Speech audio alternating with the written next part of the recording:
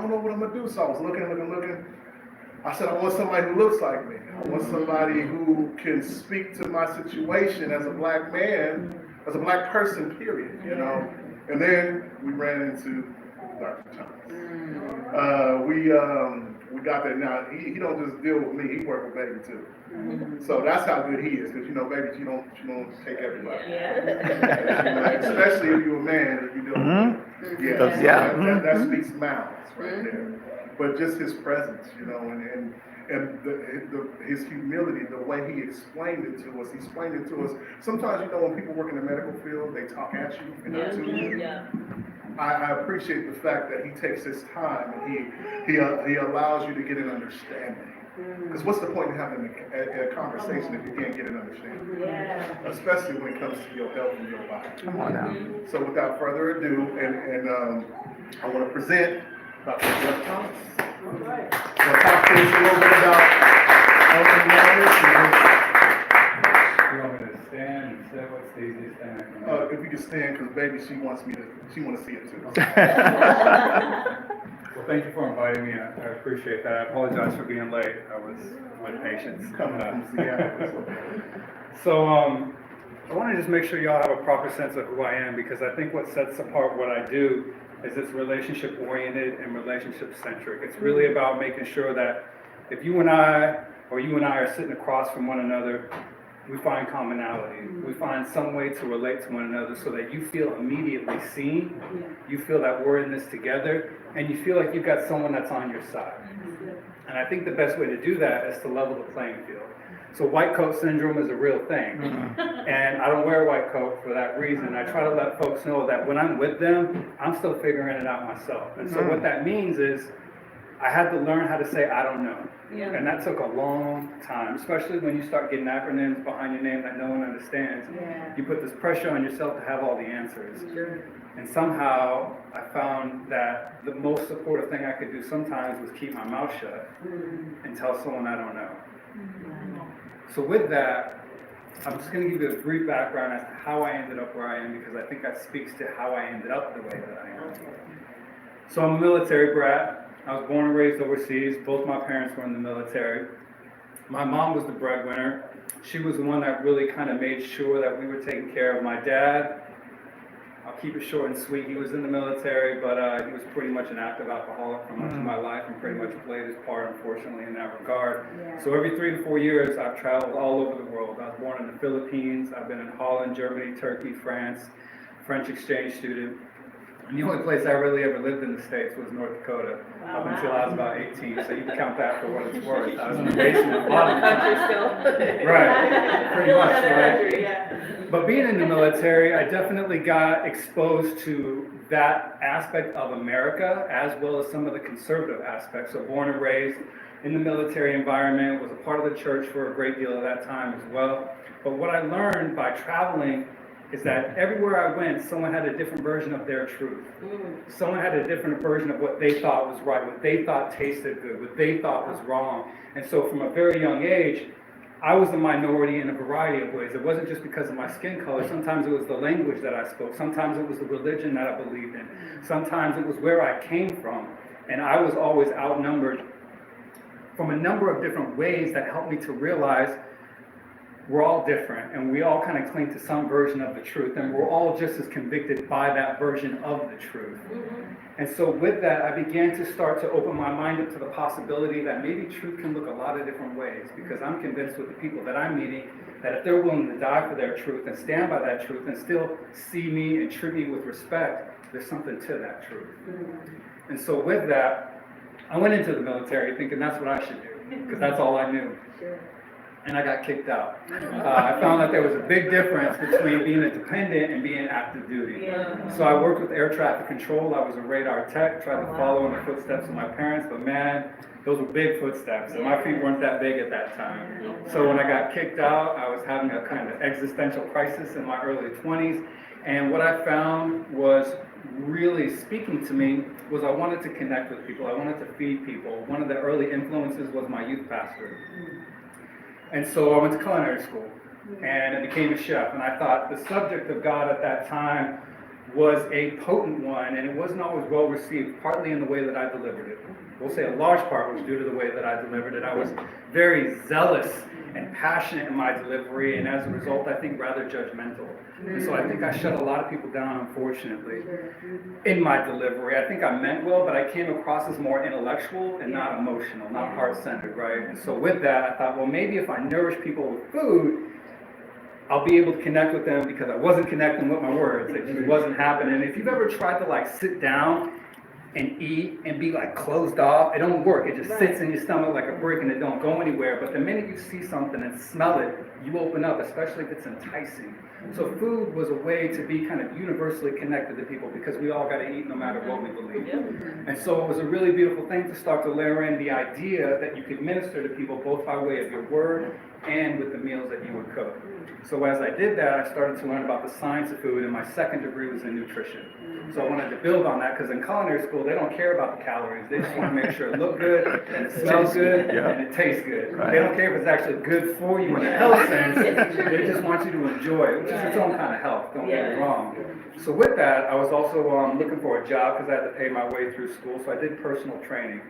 So I'm doing all these things that I didn't know at that time were starting to create a more well-rounded approach to health and well-being. And right before I graduated with my bachelor's, someone mentioned these voodoo docs in these developing countries doing plant-based therapies to help these people. And all I can tell you at that time is that intellectually, I had no idea what they were talking about, but there was a quickening of the spirit. And that is such a weird thing to feel, because intellectually there's no context, there's no understanding.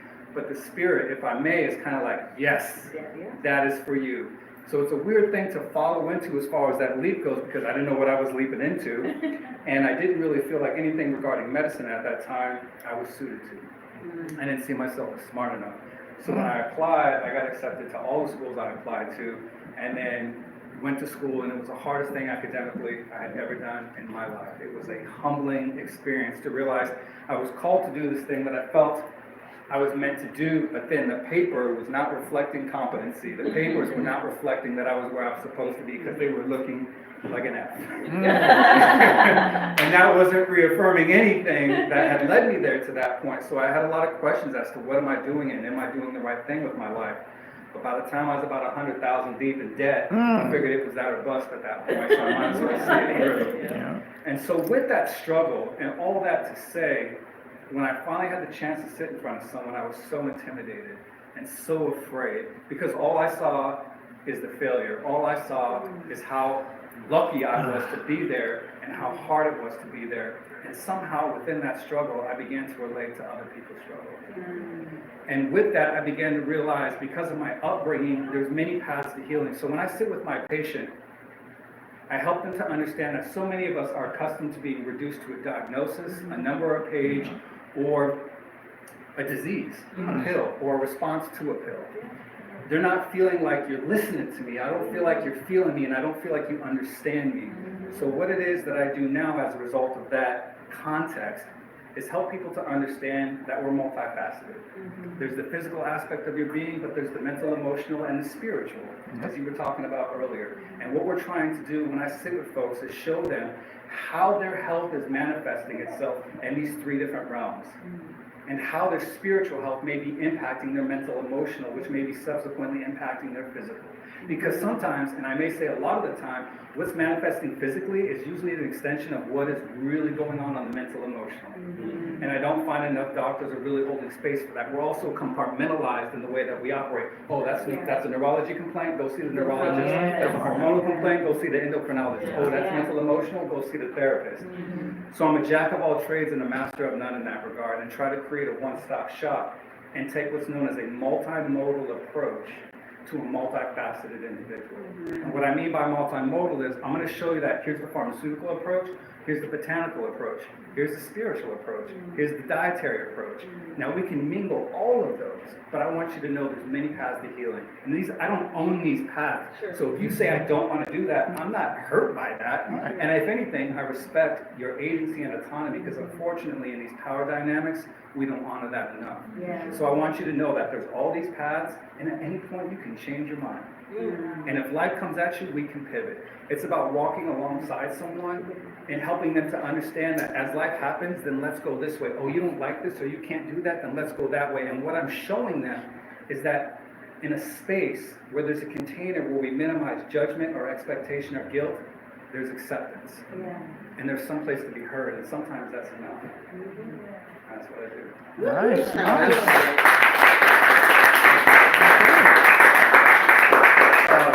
Hold on, bro. Hold on. Hold up. Wait a minute. Question time. Question time. Questions.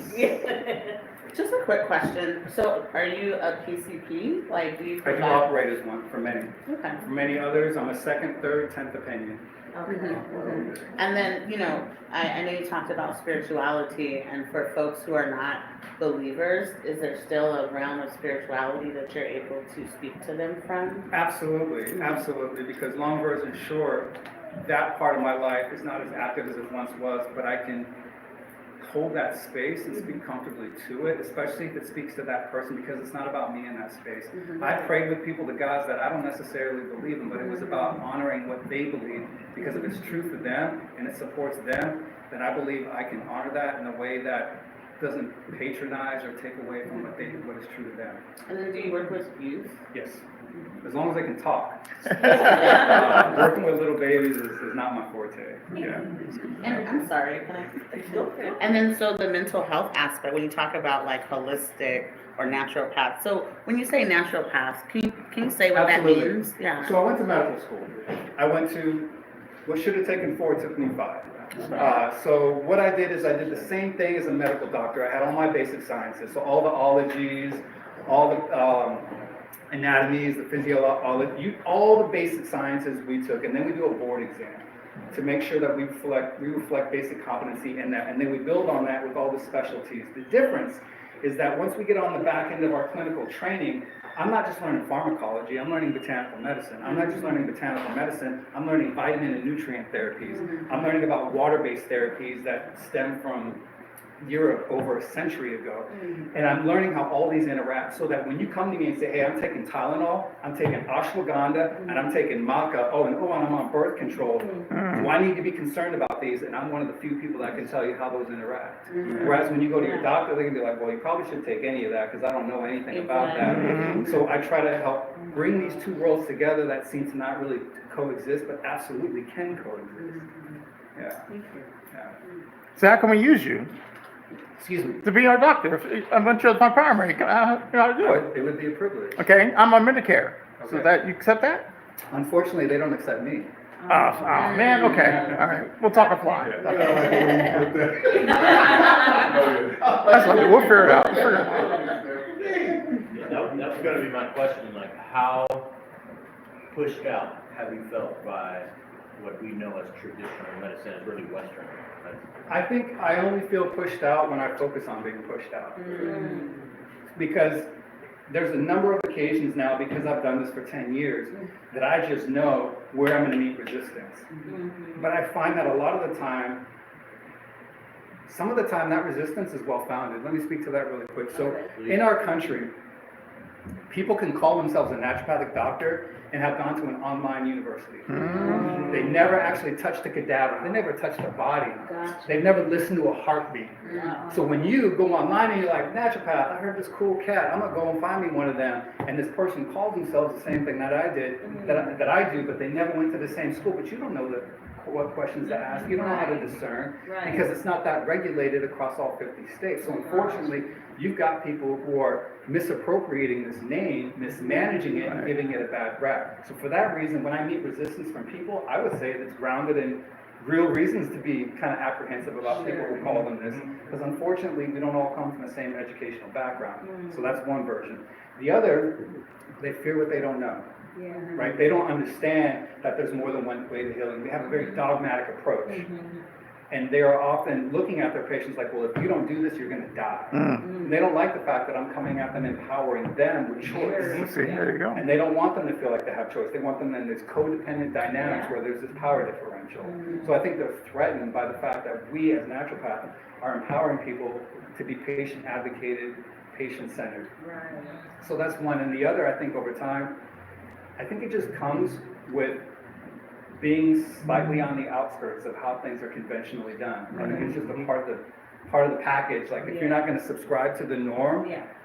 people are going to look at you funny. They're going to talk about you funny. And if anything, I take that as a sign I'm right where I'm supposed to be. All I right. didn't always, because I wanted to fit in. I wanted to be accepted. I wanted to be liked. I still do. What the hell am I talking about? But I think at least as it comes to a professional, I found my people.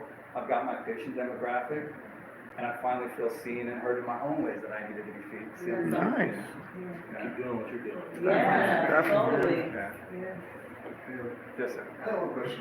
So, like, what would you recommend, I guess, for someone that has like a low zinc nutrition level? Like, you So- diagnosed with zinc is a little not. Yeah, so what's interesting is when we're talking about any kind of deficiency whatsoever, whether it be iron, whether it be zinc, you name the deficiency, the question in my mind is first, are you getting enough? And ideally, we would look to food. Yeah. Can we actually supplement with food? Because food is a powerful vehicle for change. So let's just say I looked at all my zinc-rich foods and I'm eating them. So the next question is well, are you digesting them? Are you absorbing them? That's good. And if you're not, now I'm looking at it mechanically and thinking, what can we do to support stomach acid production? So maybe we put some lemon in your water. Maybe we have some bitters you take with your food. Maybe you have bitter greens like arugula or bok choy, just name a few. To support that when you eat the zinc, because it's a mineral, we want the mineral absorbed. So we give the acid in the presence of the food with the mineral so that's broken down and absorbed appropriately. So let's just say we also think about why would one be compromised in acid. Stress is the number one. When we're at my desk and I'm working and I'm trying to eat or I'm on my phone or I'm watching something, I'm in a different operating mode, if you will, for my body that does not support digestion. So a lot of people don't absorb zinc just because they're not in the appropriate mode to digest their food. So the easiest thing to do to shift out of what's called a fight, flight, or freeze mode is to go what's known as a rest, relax, digest mode. And what's so interesting about how you can do that is gratitude. If I just sit before my meal and express gratitude for my meal, I have shifted out of my survival state of being, and now I'm into a relaxed state. So if I just give gratitude, I'm going to support acid production, I'm going to support absorption, and I'm going to optimize health. Nice. Migos is like, that's my natural So that's why we bless our food. I didn't know. That's one of many reasons, yes. I actually have two questions. So I know that Medicaid didn't accept you. What about other major carriers? I do accept all major carriers. Okay, so that's my other question. Actually, I have three questions. With that being said, how far, so if we were like, hey, we would love to become your patients in Seattle. It's federal rate.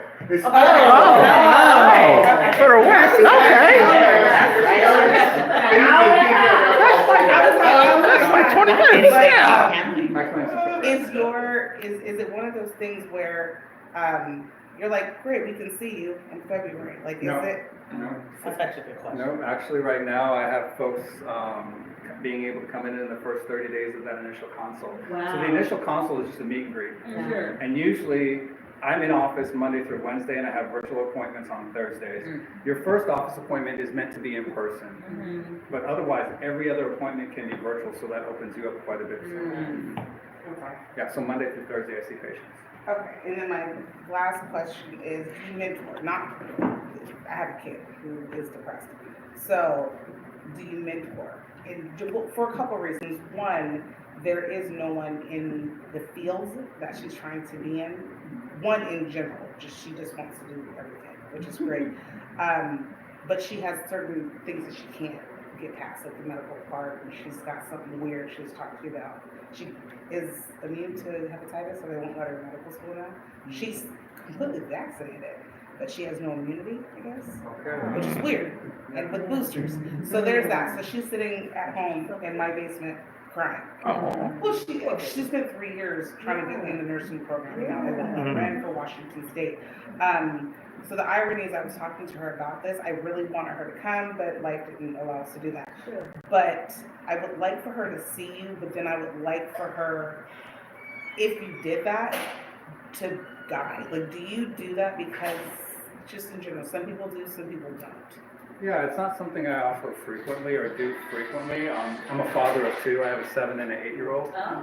So a great deal of my time is just being involved in their lives. But I feel like if I can be that thing or that person that I didn't have at a point where I would have liked to have had them, I'd love to be that person and just explore what that can look like.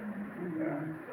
Because I knew nothing about what I was getting into when I went into the world of medicine. I didn't see my first naturopath until I'd been in the program 2 years. I had, again, that leap of faith. It was a complete and total leap in the dark. And so if I could let someone in advance know that, hey, this is what your debt is going to look like. You might really want to think about that. Right. You know, this is some of the resistance that you're going to come across. You may really want to think about that because I had a very rose-colored glass approach. And to be honest with you, if I could do it all over again, it might look a little bit different. I'd keep doing it, but I just don't know if I'd go through the same exact channels I did before. Okay.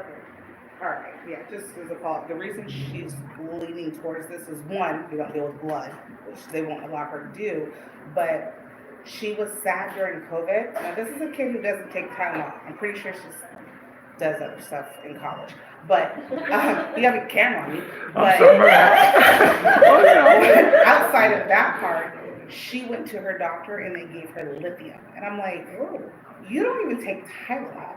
You still take children's Tylenol. You're 106 pounds and they gave you lithium, which was too powerful for my system, and I don't take lithium. And so from there, she started self-diagnosing, which is amazing, but I'm like, you need to get training. So just being here and listening to you, I'm like, you would be a good person just if she just heard about your life. Absolutely.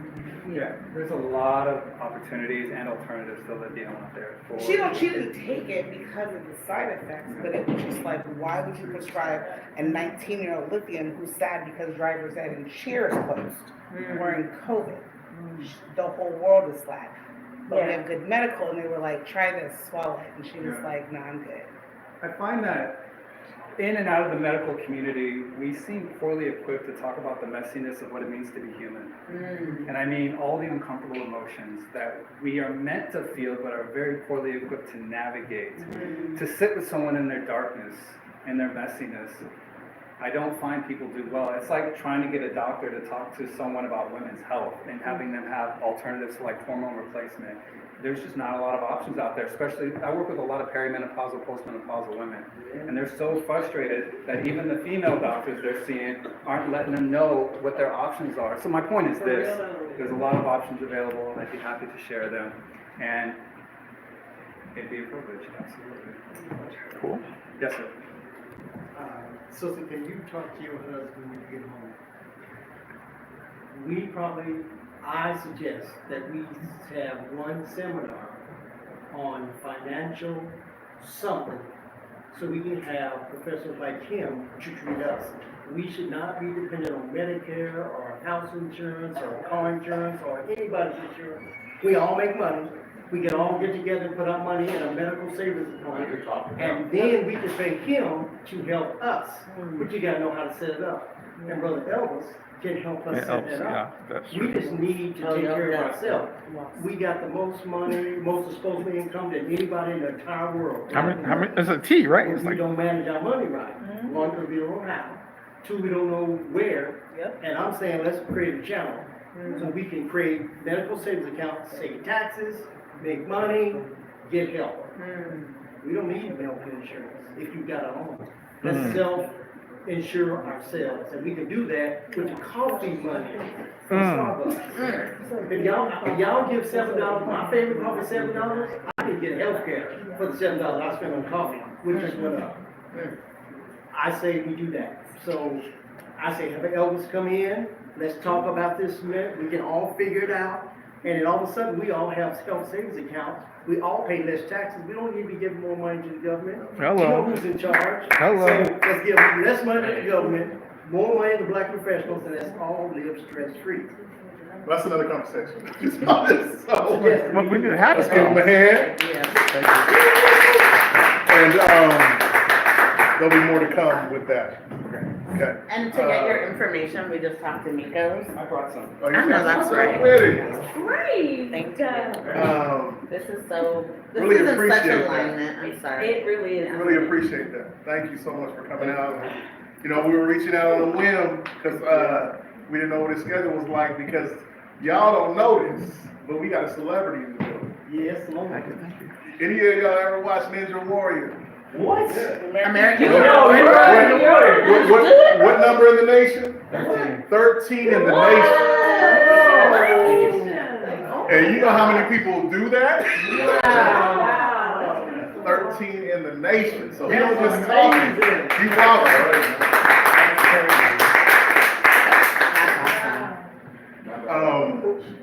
I want to mention another chip here. Congratulations on that. Do you know that our Attorney General of Washington is a survivor participant? Okay. And he's an intern. He came to intern with the Attorney General's office. He was our favorite intern. Great guy.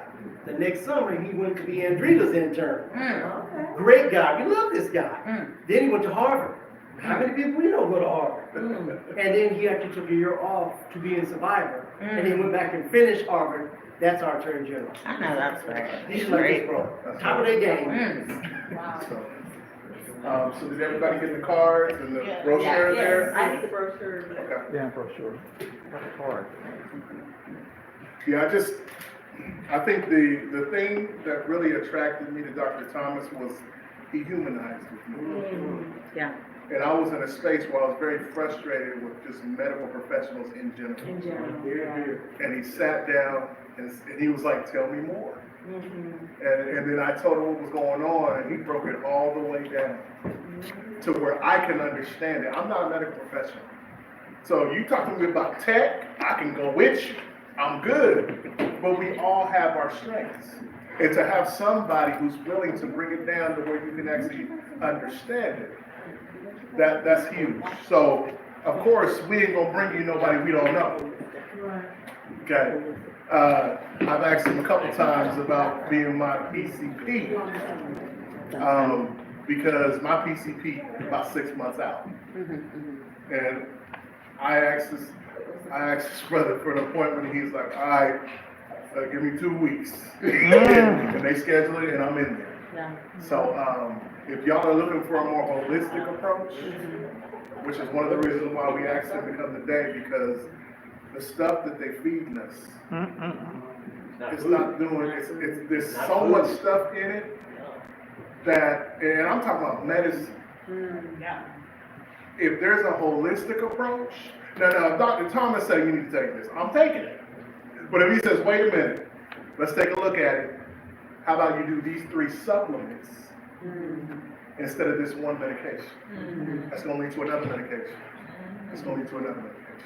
So a more holistic approach that's less harmful on the body and just giving overall health. Because like we talked about before, what's the point in making money if you ain't allowed to spend it? Because you ain't took care of your health. And we work ourselves to the bone. And on my grind, I'm so sick of that statement. Because all it's doing is grinding us into the ground. That's right. You know, we have to take time for ourselves. Set up a GoFundMe to get buried. Sad. You got. We want to take this time to network, and you're very popular, so your table might be. We want to take this time to network. I'm going to give y'all about 15 minutes. Okay. Dr. Thomas, if you can join one of the tables. You can join my table. Nobody else said it. He's over here. And please, when we do this, I just ask you to please be courteous of all the people at the table. So if we got 15 minutes to do this, and you got how many people at your table? Do the math. Okay, 15. All right, so that means we shouldn't be going over 4 minutes at this table. Okay? What are your hours before we leave? What are your hours? Oh, yeah, 9 to 5. What